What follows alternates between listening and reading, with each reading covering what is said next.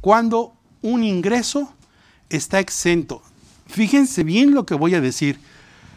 Y he estado yo en muchas juntas técnicas con despachos grandes, con abogados, contadores, y esta discusión técnica la pierden de vista. A ver, yo no he dicho que no sea un ingreso. Sí es un ingreso, pero está exento. No es lo mismo decir está exento a no es objeto, cuidado.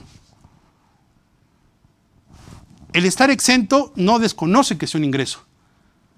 Los que no son objeto ni siquiera entran a estas combinaciones, simplemente no son objeto. El no objeto no está, no existen, es la nada. Entonces, si yo quito el púrpura, deberá quedar estos colores y estos simplemente no existen. Cuando digo es un ingreso exento, ojo, es un ingreso, sí es un ingreso, pero está exento o está limitada su causación o su efecto tributario.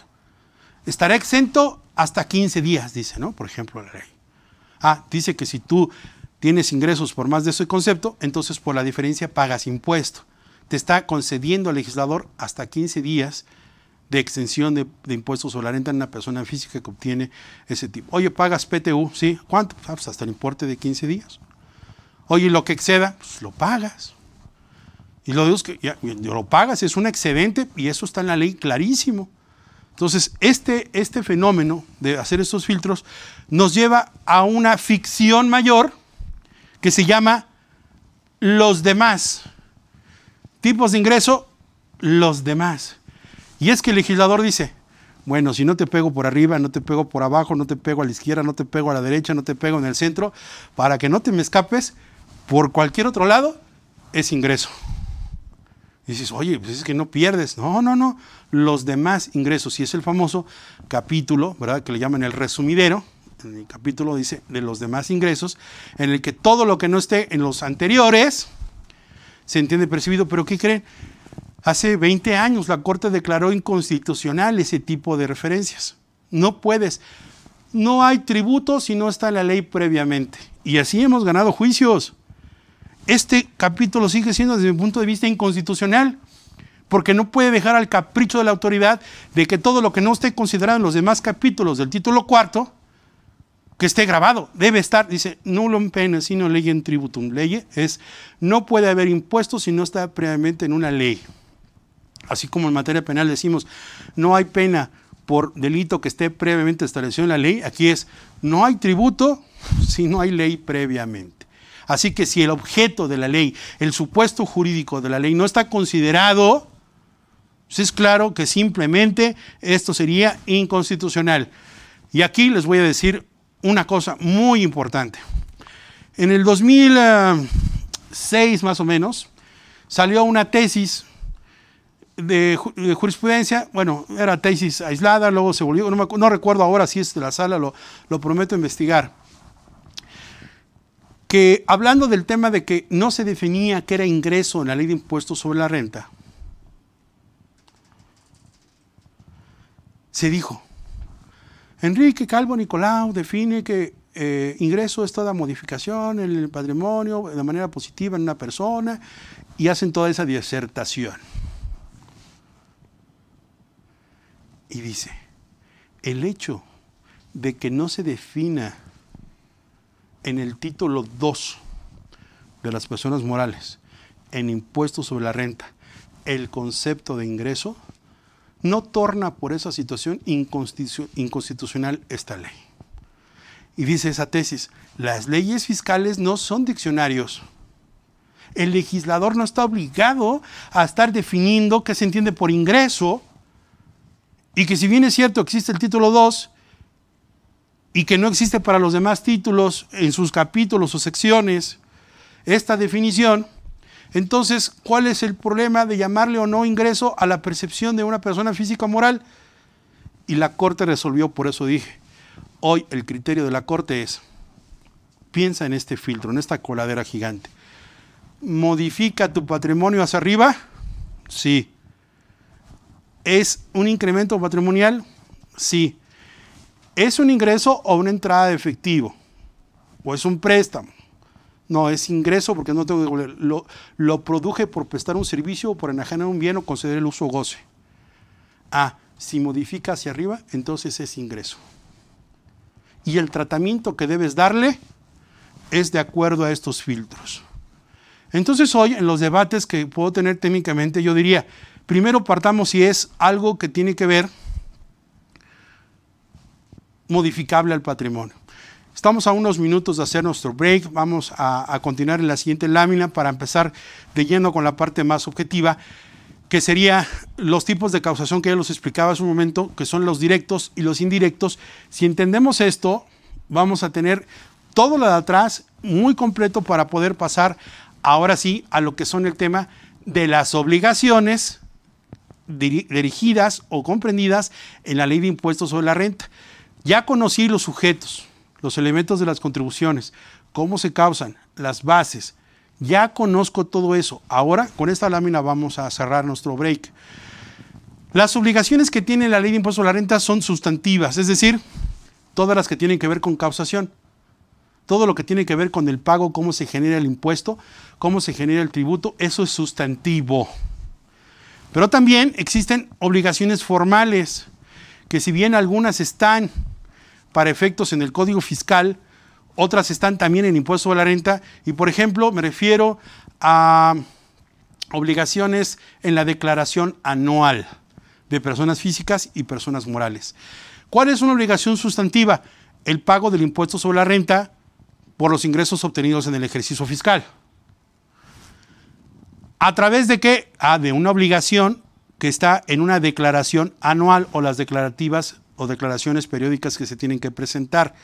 Una cosa es el pago y otra la forma o la vía en que se presenta. Por eso hay obligaciones formales. Las de pago, obviamente que son las de causación del tributo. Las de retención y las de entero.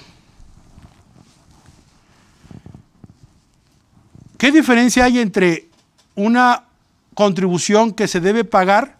Es muy claro. Aquí, cuando yo soy el que causa y provoca la contribución. Por eso antes, hace años, le llamaban Registro Federal de Causantes. Era causante mayor, causante menor, y era causante porque era el que causaba, o los causantes, o les llaman contribuyentes, y hoy más avanzada le llaman pagadores de impuestos. Hoy la PRODECON, por ejemplo, se refiere a los contribuyentes como pagadores de impuestos. Lo cierto es que técnicamente quien causa una contribución, si es causante, la provoca él como sujeto directo. Pero habrá otras ocasiones en que solamente no es el que causó, sino el que retiene el impuesto que causó. En materia laboral, el trabajador es quien presta el servicio. ¿Quién tiene el ingreso por salarios? El trabajador. ¿Quién debe ser sujeto del pago de impuesto a la renta? El trabajador. ¿El trabajador paga el impuesto? Sí, lo causa. ¿Pero él va y lo paga? No. El patrón expide el CFDI y retiene el impuesto sobre la renta que causó el trabajador. Entonces se vuelve un retenedor de impuesto por disposición de la ley en términos del artículo 26, fracción primera del Código Fiscal de la Federación, que establece que son responsables solidarios a aquellos a los que la ley les haya impuesto la obligación de retener contribuciones. Si tú no le retienes a un trabajador el impuesto, el fisco viene contigo, patrón, porque tú debiste retener. Eras el prestador, el ayudador, el ayudante del fisco para quitarle el impuesto y luego voltearte y entregármelo a mí. Entonces, también, ya que retuve, hago el entero. Y aquí está esta diferencia técnica. Pago y entero son cosas diferentes. Solamente se paga, concluyo con esto, vamos al break. Solamente se paga la contribución cuando eres tú el que la causa. Y solamente se enteran las contribuciones retenidas O sea, pagar y enterar no son sinónimos. Son técnicamente cosas diferentes. Yo entero lo que retuve, entero lo que no es mío, pero lo tengo en mi poder porque yo se lo quité a otra persona, en este caso el trabajador. Así que estas diferencias de pago y entero, causación o de refracción indirecta o directa es importante. Lo vamos a ver más adelante porque, les decía, en materia, por ejemplo, de pensiones alimenticias, en el pago, por ejemplo, de las cuestiones de finiquitos o en la figura que se tiene, por ejemplo, en el insourcing, outsourcing o en la prestación de servicios de intermediación. Verán ustedes lo que se puede hacer con las figuras de pago y entero en contribuciones. Voy a continuar. La Ley Federal del Trabajo, el Código Fiscal de la Federación, la Ley de Impuesto a la Renta, la Ley del IVA, dijimos, son leyes federales. Y todas las leyes federales, como todas las otras legislaciones, pues deben estar para su validez debidamente publicadas. Es decir, no basta que el Poder Ejecutivo presente una iniciativa de reformas o que el Legislativo las discuta y una vez que se han analizado los cambios o se establecen, pues se ordena por el Ejecutivo su publicación para su cumplimiento y esto es obviamente en el Diario Oficial de la Federación. Y así, en nuestro tema de hoy, del impuesto sobre la renta, ya analizamos de cierta forma dogmática aspectos teóricos y prácticos de los elementos de las contribuciones, qué son, su fundamento legal, en dónde estamos posicionados, para qué sirve, con qué ojos mirar la posibilidad de armar todos estos escenarios. Y bueno, en esta lámina nada más lo hice para representar a ustedes cómo aparece en la página oficial del Congreso, pues dice aquí Cámara de Diputados, Ley de Impuestos sobre la Renta, la última reforma. Quiero decirles que aparece de la Cámara de Diputados por dos razones. En materia fiscal, en materia tributaria, la Cámara de origen siempre va a ser la Cámara de Diputados. No sucede como en otras materias, donde la primera que conoce es la Cámara de Senadores y luego la Cámara de Diputados. En materia fiscal, en materia tributaria, la Cámara de origen será la Cámara de Diputados. Una de las tres facultades exclusivas que tiene la Cámara Baja, en este caso la Cámara de Diputados, para conocer como órgano de primer enlace. Cuando la Cámara de Diputados analiza las iniciativas o las reformas presentadas por los poderes, en este caso por el Ejecutivo, pues se hace la primera discusión ahí. Después ese dictamen pasa aprobado o con cambios o igual a la Cámara de Senadores y en la Cámara de Senadores se revisa, se discute por los senadores y hacen un dictamen que puede estar igual o diferir o integrarse con otros conceptos a los que ya habían dicho la Cámara de Diputados. Se regresa ese dictamen a diputados y ahí se aprueba en definitiva para turnarse otra vez al Poder Ejecutivo y que sea el efecto de promulgación y publicación de la ley. Ese es el proceso legislativo de una ley en materia fiscal. Por eso vemos que en el sitio oficial de la Cámara de Diputados aparece como si fuera el texto aprobado de esta legislación. Si se dan cuenta, dice nueva ley. ¿Por qué es una nueva ley? En este entonces, porque estaba dejando sin efectos, estaba abrogando. La diferencia entre abrogar y derogar es la siguiente. Derogar es dejar un solo artículo sin efectos legales, quitarlo. Y abrogar es dejar toda una ley sin su efecto legal. Aquí estaba vigente la ley del 2002 hasta esa fecha. Se abrogó, por eso se dijo que era una nueva ley de impuestos sobre la renta y se publicó el 11 de diciembre del 2013. ¿Se acuerdan que les dije que realmente es la ley que tenemos es a partir de 2014 en vigor, que fue cuando surgieron las reformas de ese paquete donde surgió el tema de operaciones inexistentes, desde allá en el Código Fiscal de la Federación del artículo 69. Entonces, nos está diciendo esa estructura, última reforma publicada el 9 de diciembre del 2019. Es decir, aquí ya esto ya fue hecho por la presidencia actual. Aquí dicen algunas notas. Aquí es el presidente que en su momento expidió esta ley, pero ya los cambios que ha habido a partir de diciembre de 2019 ya fueron hechos por Andrés Manuel López Obrador. La ley de impuesto a la renta vigente es la de 2013. Es la misma ley que tenemos, es decir, ya vamos a hacer prácticamente 7 años con esa nueva ley de impuesto, que ya no está nueva, 7 años, pero es la que está vigente. Así que no crean que porque tenemos a Andrés Manuel López Obrador y que ha metido mano a esta ley, estamos hablando de una nueva legislación. No, es la que hizo Peña Nieto, pero con los cambios que aquí se enuncian. Bien, ¿cuáles son los alcances que tiene esta ley ya viéndola como tal, la ley de impuesto sobre la renta? Bueno, pues lo primero que nada es el artículo 1, siempre va a definir el objeto, pero aquí no lo hace, pero va a decir a quién va dirigida, ¿no? Las personas físicas y morales están obligadas al pago del impuesto en los siguientes casos: las residentes en México, respecto a todos sus ingresos, cualquiera que sea la ubicación de la fuente de riqueza de donde procedan. Pues aquí casi es todo, si no es que todo. Los residentes en el extranjero, que tengan un establecimiento permanente en el país. Entonces puede ser que sea una persona norteamericana que tiene negocios en la frontera. Pensemos en un tejano que tiene negocios de tiendas de perfumes y regalos y los tiene en la frontera en Matamoros o en Reynosa. Entonces esa persona vive en Estados Unidos, reside en Estados Unidos, pero tiene un establecimiento mercantil y además es permanente, para términos fiscales, que se entiende por establecimiento permanente, que la fuente de su riqueza la obtiene en el país independientemente de su nacionalidad. Respecto a los ingresos atribuibles a dicho establecimiento permanente, pero también pagarán impuesto los residentes en el extranjero respecto de los ingresos procedentes de fuentes de riqueza situadas en territorio nacional cuando no tengan un establecimiento permanente en el país. Puede ser que no tengan un establecimiento permanente, uno como un domicilio, pero sí tienen, ¿verdad?, una cuestión de fuente de riqueza donde en cualquier otra parte del territorio nacional.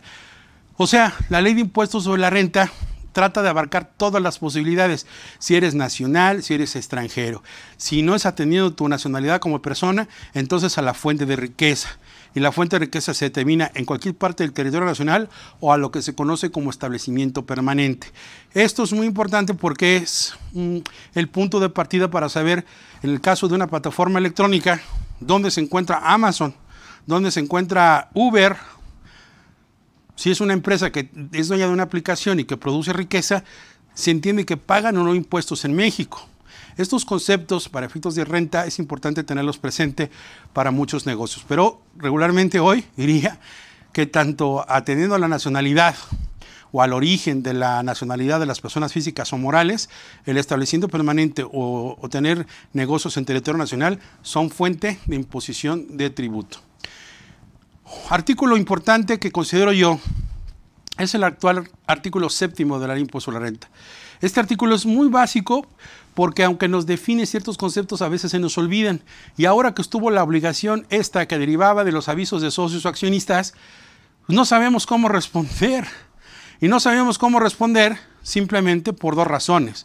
Porque no saben ustedes que la misma ley de impuestos sobre la renta define ciertos conceptos a acciones, accionistas, o cuando se refiere a socios, por ejemplo, ¿no? Dice, cuando en esta ley se haga mención a persona moral, se entienden comprendidas, entre otras, vean, eso es lo importante de saber leer, entre otras, o sea, muchísimas más, las sociedades mercantiles, los 6 tipos que existen, los organismos descentralizados que realicen preponderantemente actividades empresariales, las instituciones de crédito, las sociedades y asociaciones civiles y la asociación en participación cuando a través de ellas se realicen actividades empresariales en México.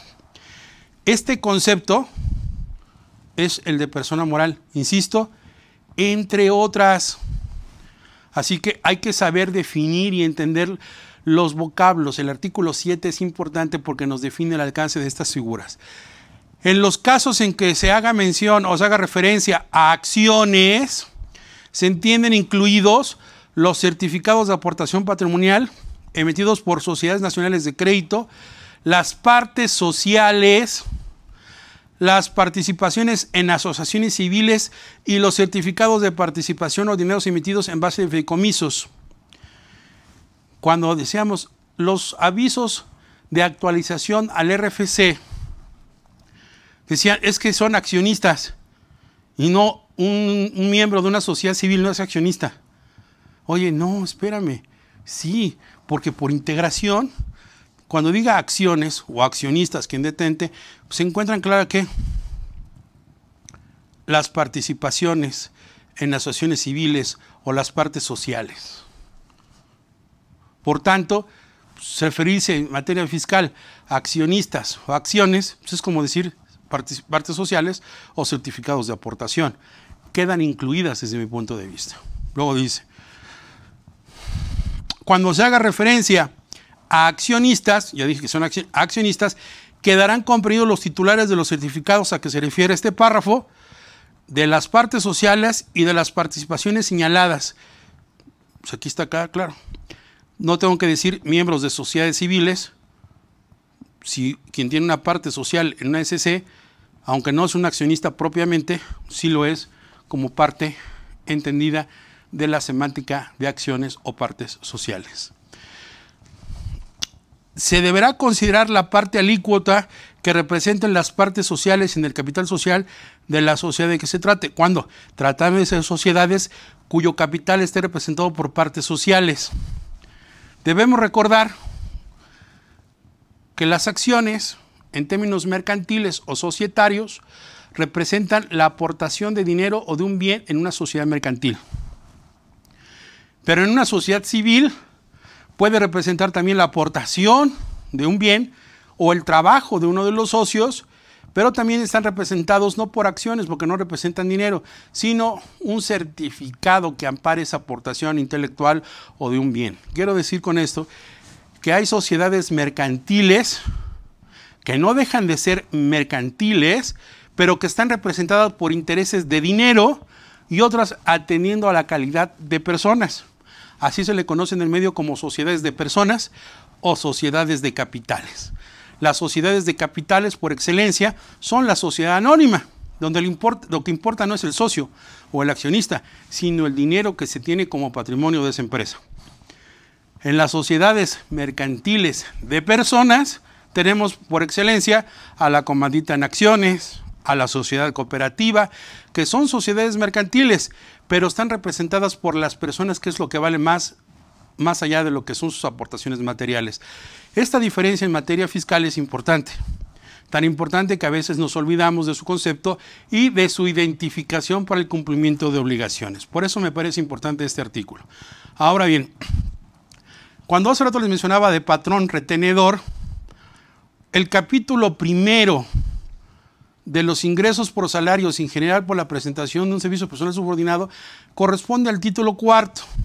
Al título cuarto, que lo vamos a ver enseguida, de la ley de impuesto a la renta. Y este artículo 96, que lo voy a volver a citar, lo hago con el fin de mostrar a ustedes, dice, quienes hagan pagos por los conceptos a que se refiere este capítulo del título cuarto, están obligados a efectuar retenciones y enteros. ¿Se acuerdan que les dije que las retenciones no es quien causa la contribución? Y el entero no es pagar, sino entregar al fisco lo que se retuvo. Dice, que tendrán el carácter de pagos provisionales a cuenta del impuesto anual. No se efectuará retención, esto es importante, a las personas que en el mes únicamente perciban un salario mínimo general correspondiente al área geográfica del contribuyente, que hoy sería simplemente el salario. O sea, no se puede retener impuesto cuando se recibe el salario mínimo. ¿Por qué? Pues supone que es el mínimo vital, que es el mínimo que deben percibir. Este artículo hay que tenerlo presente, por favor. Bien, ahora, dentro de esta cuestión básica, ya que estudiamos los elementos de las contribuciones, que tenemos todo esto en claro, vamos a poner cuál es la estructura, para identificar cuál es la estructura de la ley de impuestos sobre la renta. Si no entendemos cómo está estructurada, no podemos visualizar. Y me pareció hacerlo de manera gráfica e interesante, así con estos colores y con estos cuadros, para que ustedes hoy puedan tenerlo. Quise buscar información para ver si existía un cuadro similar al mío. No hay muchos muy confusos. Yo lo quise hacer con estos colores para que lo identifiquen y lo tengan como información fresca al día de hoy, lo vigente. Está revisado. Y vemos que la actual ley de impuesto a la renta tiene títulos. En algunos habla de secciones o capítulos, pero los títulos que están en rojo son como que los libros, los apartados, así como que los temas a los que se alude en la ley de impuesto a la renta.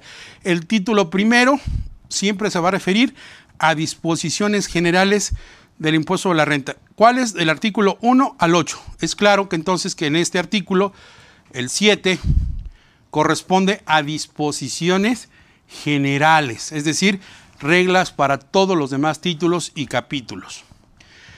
Luego viene el título 2. Cuando escuchamos a contadores o abogados decir, oye, no, espérame, son ingresos, pero son de título 2, o es persona moral título 2, que queremos ser muy técnicos o muy específicos, pues nos estamos refiriendo, cuando dicen título 2, pues es que es un tema que tiene que ver con una persona moral.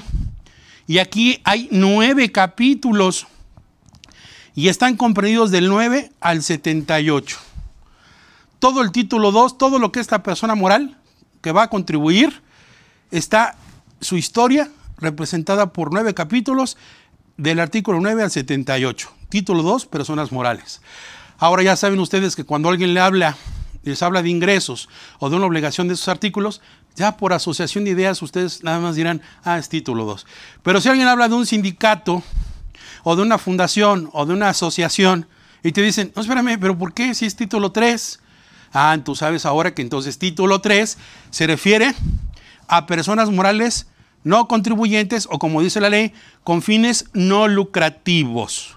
Y están representados del artículo 79 al 89 respectivamente. De esta forma, estos 3, por eso los dejé en esta lámina, estos 3 títulos son los más representativos, sí, para dividir la ley en estos conceptos. Cuando hagamos mención a asociaciones civiles, a sindicatos, fundaciones u otros análogos, sabemos que son título 3. Sí tienen obligaciones, en algunos casos decían, son personas morales no contribuyentes, pero sabemos que eso ya no es necesariamente así, porque hay casos de sindicatos que, aunque son con fines no lucrativos o no contribuyentes, ¿por qué un sindicato expide CFDIs? ¿Por qué si es un no contribuyente, por qué debe tener cédula de identificación fiscal? Se supone que su actividad no representa un efecto fiscal. Lo que pasa es que hay personas morales, título 3, que hacen funciones en algunos momentos que sale de su objeto social o de su fin no lucrativo y por algún momento accidental sí tiene alguna venta o alguna prestación de servicios fuera de su contexto. Allí, por supuesto que es contribuyente. Entonces, creo que fue más afortunado llamarlo, ¿verdad?, personas morales con fines no lucrativos, pero también se le conoce como no contribuyentes. Pero hay esas diferencias que acabo de mencionar. Bien. Y el más importante para nuestro módulo, para lo que estamos estudiando, pues es precisamente, el título 4 de las personas físicas. Es decir, este título 4 va a ser el motivo de estudio de esta parte del módulo y del siguiente. Y tiene que ver con todo el tratamiento de los ingresos que tiene un trabajador o una persona que haría las veces de esto en una prestación de servicios subordinada o independiente. Todo el título cuarto está referido a personas físicas. Entonces tenemos título primero, disposiciones generales. Título 2, personas morales. Título 3, personas morales con fines no lucrativos. Título 4, personas físicas. Todo lo que tiene que ver y está representado, pues obviamente por disposiciones generales, por capítulos y por secciones. ¿Cómo se integra el título 4?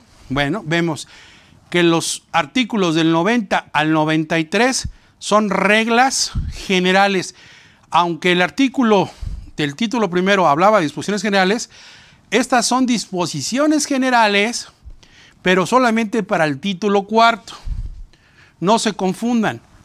No podemos hablar de disposiciones generales para todos los títulos. Para eso se encarga el título primero. Cuando hablamos de disposiciones generales, pero del título 4, son las reglas del juego para todos los capítulos que contienen ese título. Títulos, capítulos.